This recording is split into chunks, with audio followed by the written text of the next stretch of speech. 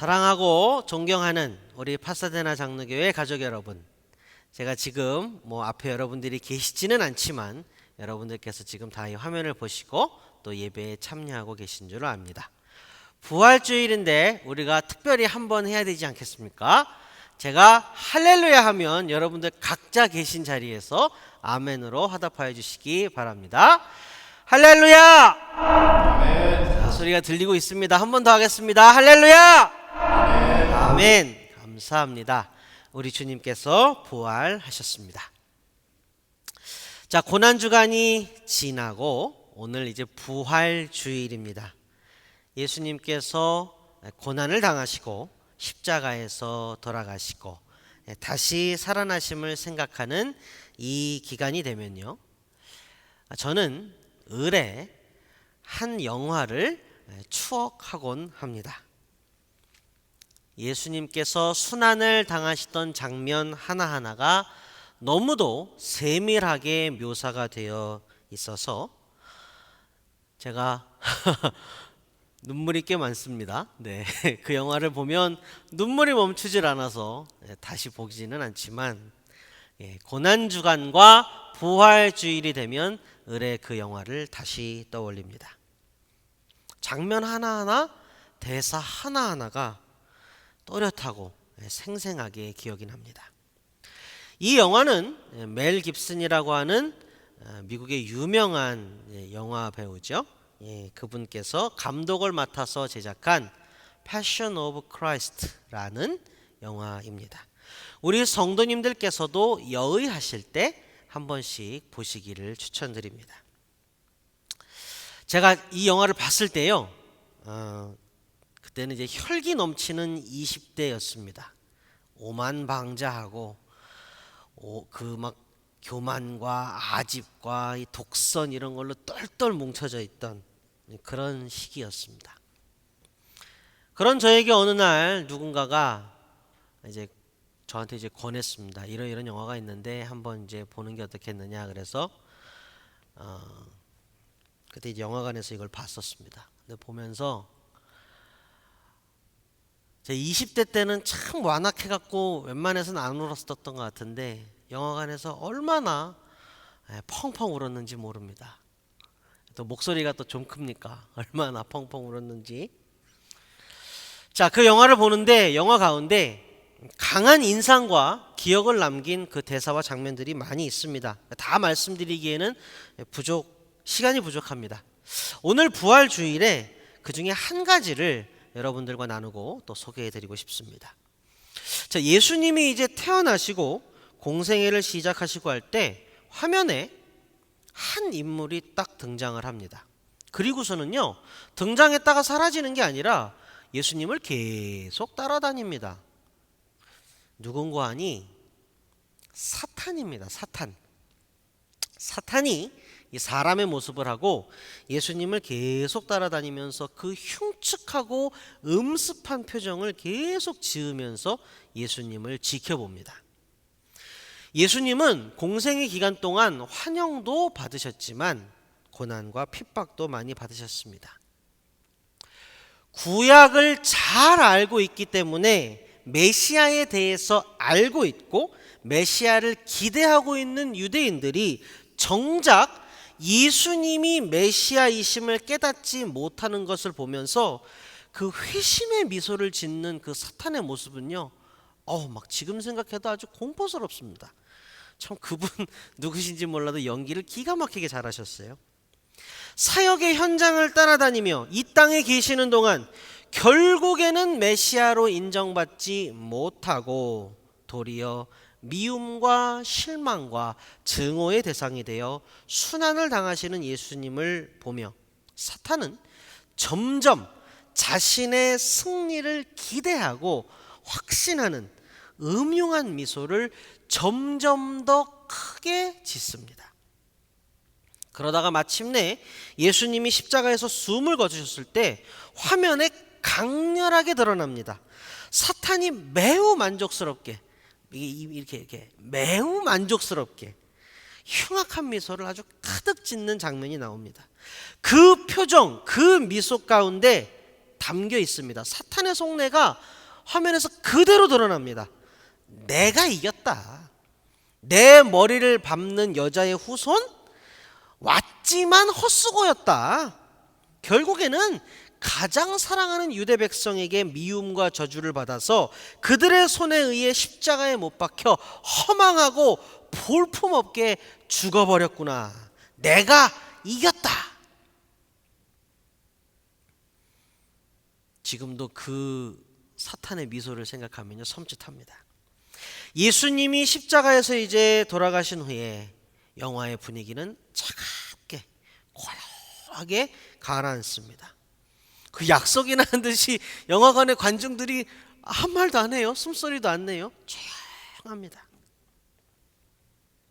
예수님의 시신은 돌무덤 가운데 쓸쓸하게 초라하게 놓여 있습니다. 다 끝났구나. 진리가 어디 있는가? 구원이 어디 있는가? 다 허사였다.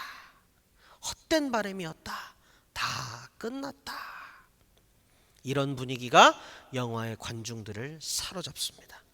그러다가 십자가에서 돌아가신 지 사흘 만에 예수님이 무덤에서 일어나셨습니다. 부활하셨습니다. 사탄이 인간에게 메어놓은 극악의 족쇄인 사망이 마침내 깨어졌습니다. 그리고 영화에요, 한 장면이 등장합니다.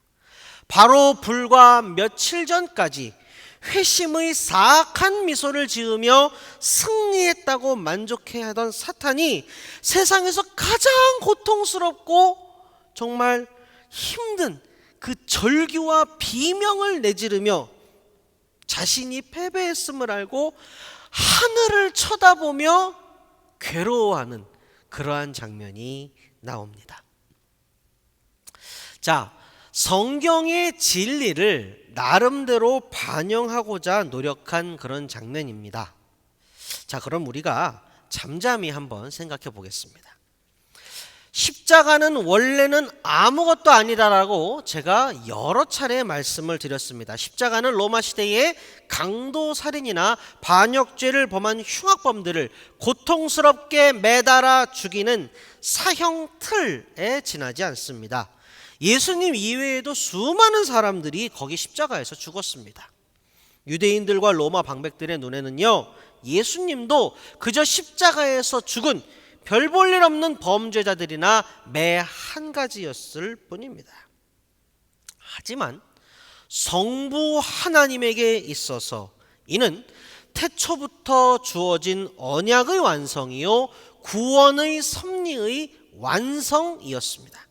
성부 하나님께서 자신의 독생자 성자 하나님 곧 예수님을 속죄 제사의 제물로 내어주시고 그 제물이 죽어서 피를 흘리고 그 피로 말미암아 천하 만민의 죄악이 사함을 받게 하시려는 성부 하나님의 계획, 이 계획을 완성하고 구원의 필요 충분 조건을 완벽히 성취하신 분이 바로 성자 하나님 우리의 구주 예수 그리스도이시며, 그래서 예수님의 피가 흘려졌던 십자가가 구원의 완성을 상징하게 된 것이지요.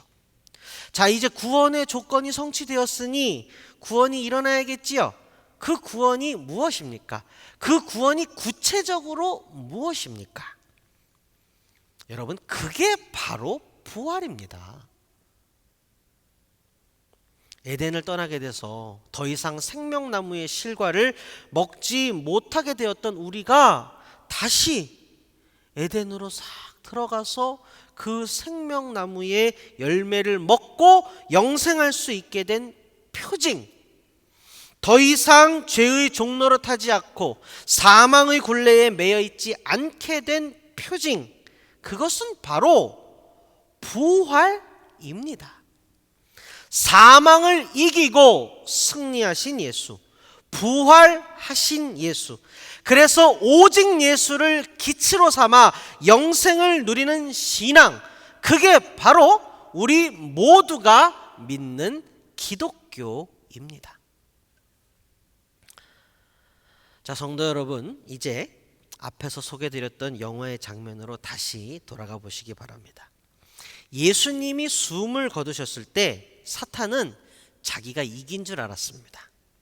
그리고 예수님이 다시 살아나셨을 때 사탄은 하나님이 승리하신 것을 깨달았습니다. 자, 여기서 하나 생각을 해보겠습니다. 실체를 볼게요. 실체. 영화 말고 성경을 근거로 하여 실체를 보겠습니다. 성경에는요, 예수님이 십자가를 지시고 십자가에서 돌아가시는 것에 대해서 우리가 곰곰하게 생각해 보게 만드는 구절들이 몇 개 있습니다. 다 얘기하려면 또 시간이 부족하니까 두 가지만 보겠습니다. 첫 번째, 마태복음 16장 23절입니다. 여러분들 잘 아시는 부분이에요. 그러나 예수께서는 돌아서서 베드로에게 말씀하셨다. 사탄아, 내 뒤로 물러가라. 너는 나에게 걸림돌이다. 너는 하나님의 일을 생각하지 않고 사람의 일만 생각하는구나. 얘들아, 사람들이 나를 누구라 하더냐? 누구누구라고 하던데요? 그래, 그럼 너희는 나를 누구라 하느냐? 아, 주는 그리스도시요 살아계신 하나님의 아들이십니다. 베드로의 이런 대답을 칭찬하신 예수께서 비로소 이제 자기가 고난을 받아 죽임을 당하고 십자가에서 죽을 것을 제자들에게 드러내셨습니다. 베드로가 항변하고 십자가에서 죽는다는 게 웬 말입니까? 하고 대들었을 때 예수님이 하신 말씀이지요. 자, 말씀을 잘 읽어보십시오. 분명히 사탄은 예수님이 십자가에서 죽지 않기를 원하였습니다. 그리고 예수님이 절절하게 말씀을 이으시는데요. 여러분 잘 들어주시기를 부탁드립니다. 마태복음 16장 24절 25절이 쓰고 있습니다. 그때에 예수께서는 제자들에게 말씀하셨다. 누구든지 나를 따라오려거든 자기를 부인하고 제 십자가를 지고 나를 따라오너라. 누구든지 자기 목숨을 구하고자 하는 사람은 잃을 것이요 나 때문에 자기 목숨을 잃는 사람은 찾을 것이다. 알쏭달쏭한 말씀인가요? 우리 이순신 장군님께서도 비슷한 이야기를 하셨던 적이 있어요. 생즉 필사, 사즉 필생. 누구든지 살고자 하는 자는 죽을 것이요 죽고자 하는 이는 살 것이다. 예수님은 자신이 반드시 십자가를 져야 하고 십자가에서 반드시 죽어야만 한다고 제자들에게 세상을 향하여 그리고 술수를 부리는 사탄에게 쏘아붙이며 말씀하셨습니다. 자, 한 구절 더 보도록 하겠습니다. 이 구절에서 예수님은 우리를 겟세마네로 데려가십니다. 자, 기름을 짜는 틀이라는 이름을 가진 겟세마네 동산에서 그곳에서 예수님은 기름을 쥐어 짜듯 얼굴을 땅에다가 대고 땀방울이 핏방울이 되기까지 간절하고 절실하게 토해내며 기도하셨습니다. 마태복음 26장 36절부터 39절을 읽어드리겠습니다. 그때에 예수께서 제자들과 함께 겟세마네라고 하는 곳에 가서 그들에게 말씀하셨다. 내가 저기 가서 기도하는 동안에 너희는 여기에 앉아 있어라. 그리고 베드로와 세베대의 두 아들을 데리고 가서 근심하며 괴로워하기 시작하셨다.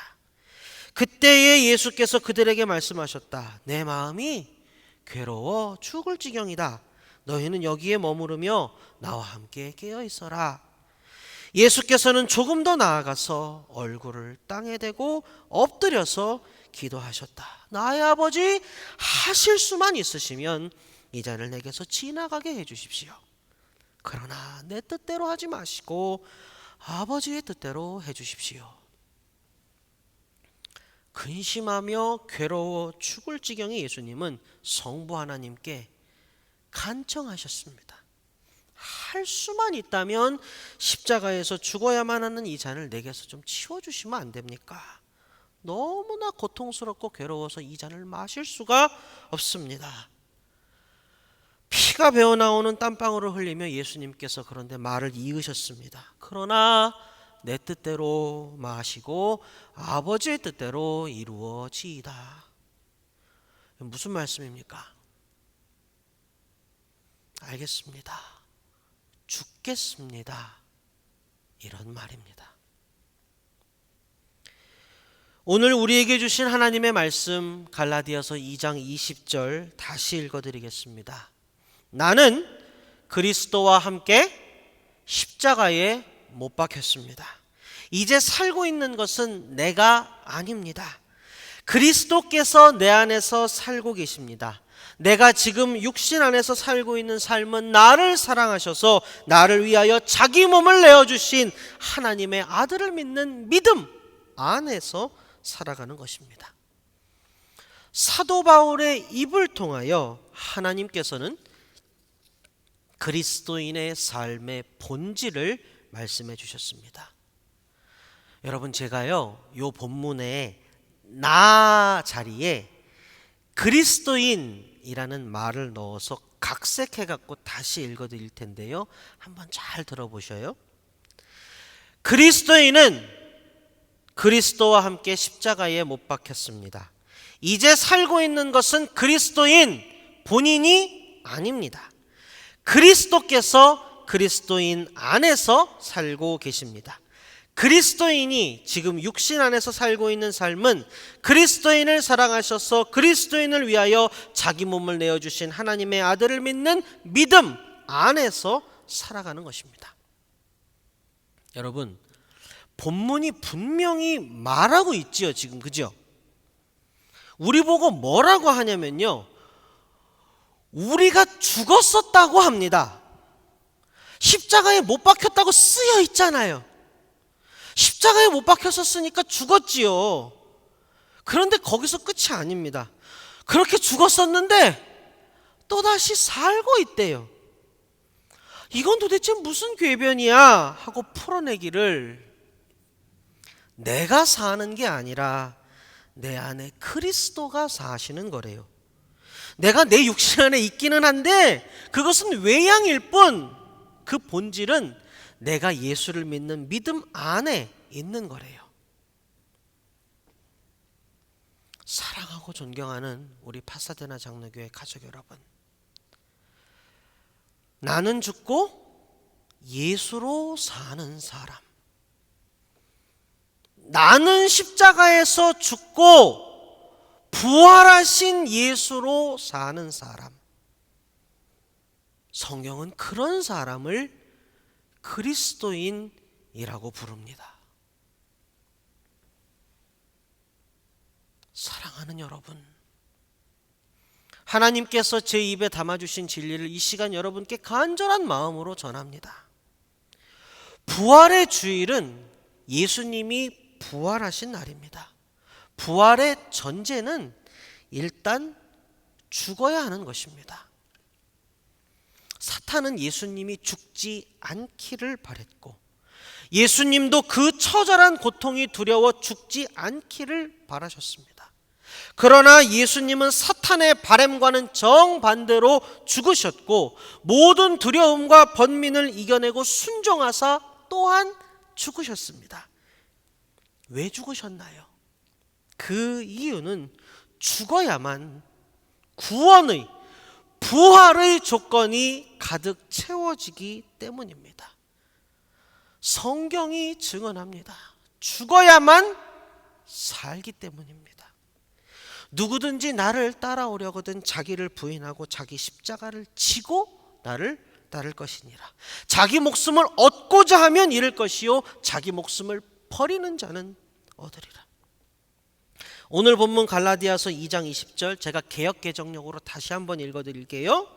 내가 그리스도와 함께 십자가에 못 박혔나니 그런즉 이제는 내가 사는 것이 아니요 오직 내 안에 그리스도께서 사시는 것이라.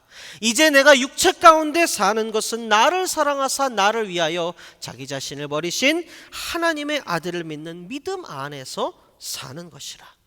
하나님의 말씀이 이 시간 우리의 귓가에 천둥처럼 들리는 레마가 되기를 축원드립니다.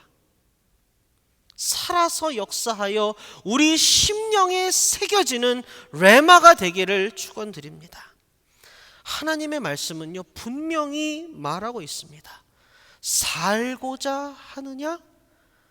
그럼 네 자신이 죽어야만 한다. 네가 살려면 네 옛사람은 십자가에서 죽고 네 새 사람이 예수와 함께 부활해야 한다. 이게 기독교의 심장인 부활의 메시지입니다. 여러분, 기독교는요, 참으로 역설의 종교입니다. 우리가 가장 거룩해지는 순간은 우리가 죄인임을 깨닫고 고백하는 순간이요, 왼뺨을 맞고 오른뺨을 돌려대면 전쟁이 그친다고 하고 내 눈에서 눈물을 나게 하는 원수를 위해서 기도하라고 합니다. 오늘 본문도 마찬가지 역설입니다. 죽어야 산다고 합니다. 십자가에서 죽어야 예수 그리스도와 함께 부활한다고 합니다. 많은 사람들이 이렇게 얘기를 합니다. 예수 믿는 것 쉽다고, 예수님 믿는 것만큼 쉬운 게 어딨냐고, 그러니까 예수님 잘 믿고 복 받으시라고. 여러분, 이것은 왜곡된 복음의 예입니다. 저는 제 믿음의 근거인 성경에 근거하여 절대로 동의할 수가 없습니다. 예수님을 믿는 것은 예수님의 보혈의 권세를 믿는 것이고 기독교의 심장인 예수님의 부활을 믿는 것입니다. 예수님의 부활을 믿는다는 것은 십자가에서 먼저 죽어야 함을 알고 결단하는 것이 필요합니다. 내가 그리스도와 함께 십자가에 못 박혔나니. 여러분, 이 시간 여러분들의 심령에 꼭 한번 스스로 물어보시기 바랍니다. 자기 자신을 십자가에 못 박아 옛 자아가 죽는 것이 쉬울 턱이 있습니까? 하나님은 태초부터 언약을 해주셨습니다. 원시복음입니다. 여자의 후손이 사탄 너의 머리를 밟을 것이다. 제가 앞에서 말씀드렸던 영화의 장면 떠올려 보시기 바랍니다. 언제 사탄이 패배를 깨달았습니까? 언제 사탄이 절규했나요? 바로 예수님이 부활하셨을 때입니다. 예수님이 십자가에서 물과 피를 다 쏟고 죽으시며 구원의 조건을 완성하셨습니다. 그리고 무덤에 들어가셨지요. 자, 여러분 잘 들으시기 바랍니다. 그 후부터는 성부 하나님 소관입니다. 예수님이 무덤에 들어가신 후부터는 성부 하나님의 소관입니다. 그리고 이 성부 하나님이 어떤 분인지 말씀드립니다. 여러 차례 말씀드렸어요. 성부 하나님은요, 우리를 살리고 싶어서 못 견디시는 분입니다.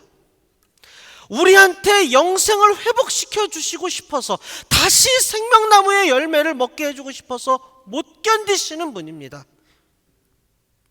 구원의 조건, 십자가에서 죽는 것. 구원의 조건, 십자가에서 죽는 것, 그것이 완성되었으니 하나님께서 너무도 기쁜 마음으로 예수님을 살리셨습니다. 거기서 끝이 아닙니다. 우리도 살리셨습니다. 단 조건이 있습니다. 먼저 죽어야 합니다. 예수님의 뒤를 따라 십자가에서 우리도 먼저 죽어야 합니다. 그래야 거듭날 수 있습니다. 그래야 부활할 수 있습니다.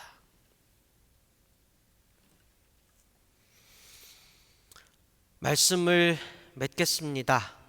지난주에 종려주일이었지요.